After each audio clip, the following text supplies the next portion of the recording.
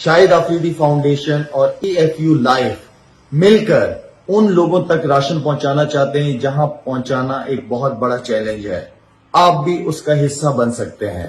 آپ کے ہر like, share اور کمنٹس پر EFU دے رہا ہے 10 روپے شاہد آفریدی فاؤنڈیشن کو. دوستو، جیسا کہ آپ نے سنا کہ شاہد خان آفریدی کہہ رہے ہیں کہ اگر آپ ان کی ویڈیو کو ایک لائک، ایک شیئر اور ایک کمنٹ دیں گے تو ان کو اس کے بدلے 10 روپے ملیں گے. تو چلیے سب سے پہلے ہم آپ کو یہ بتاتے ہیں کہ پاکستان میں کتنے لوگ انٹرنیٹ استعمال کرتے ہیں.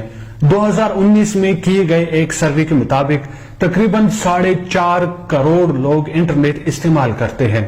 اب اگر ان 4.5 کروڑ لوگوں میں صرف 2 کروڑ لوگ شاہد خان آفریدی کی ویڈیوز کو لائک، شیئر اور کمنٹ دے دیں تو تقریباً 20 کروڑ روپے بنتے ہیں.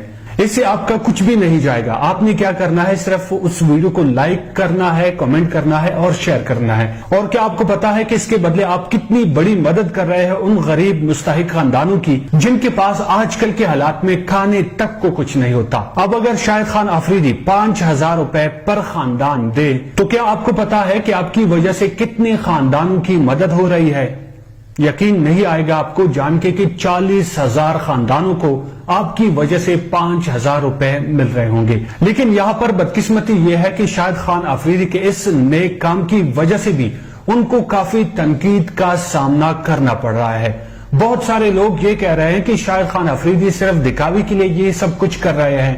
میں تو کہتا ہوں کہ اگر شاہد خان آفریدی یہ دکھاوے کے لیے کر رہا ہے تو اللہ کرے کہ ہر پاکستانی کرکٹر کو یہ دکھاوا نصیب ہو. اللہ کرے کہ ہر پاکستانی کرکٹر یہ دکھاوا کرنا شروع کر دے. ایسا دکھاوا جس کے ذریعے 40,000 خاندانوں کو 5,000 روپے ملیں گے، وہ بھی ایسے خاندانوں کو جن کے پاس آج کل کھانے تک کے لیے کچھ بھی نہیں ہے.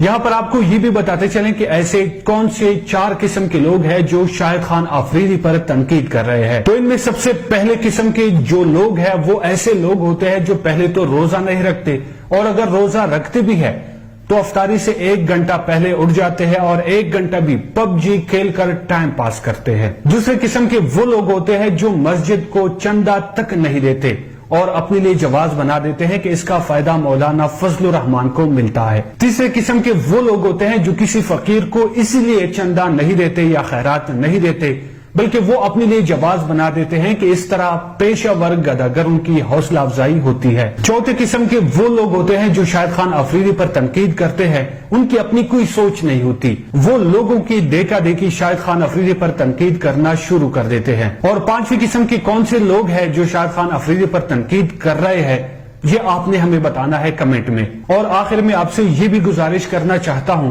کہ آپ سے جتنا ہو سکتا ہے شاہد خان آفریدی کی مدد کریں. یہ شاہد خان آفریدی کی مدد نہیں ہے، یہ ان لوگوں کی مدد ہے جو آپ کے، ہمارے اور ہم سب کی مدد کے منتظر ہے. بلکہ میں یہ بھی کہنا ضرور چاہوں گا کہ یہ ان لوگوں کی مدد بھی نہیں ہے بلکہ یہ اپنی مدد ہے. انشاءاللہ اس کا اجر و ثواب ہمیں اللہ تعالی قیامت کے روز ضرور دے گا. دوستو، اگر آپ بھی شاہد خان آفریدی کی مدد کرنا چاہتے ہیں تو اس ویڈیو کو لائک، شیئر اور کمنٹ ضرور کیجیے گا، کیونکہ آپ کا اس طرح کرنے سے یہ میسج زیادہ سے زیادہ لوگوں تک پہنچے گا، اور جتنے زیادہ لوگ شاہد خان آفریدی کو اس کام میں سپورٹ کریں گے اس میں بھی آپ کا حصہ ضرور ہوگا. امید کرتا ہوں کہ آج کی ویڈیو آپ کو ضرور پسند آئی ہوگی. انشاءاللہ اگلی ویڈیو میں پھر ملتے ہیں. تب تک کے لیے اپنا اور اپنے پیاروں کا بہت سارا خیال رکھیے گا. باسط راہی کو اجازت دیجیے.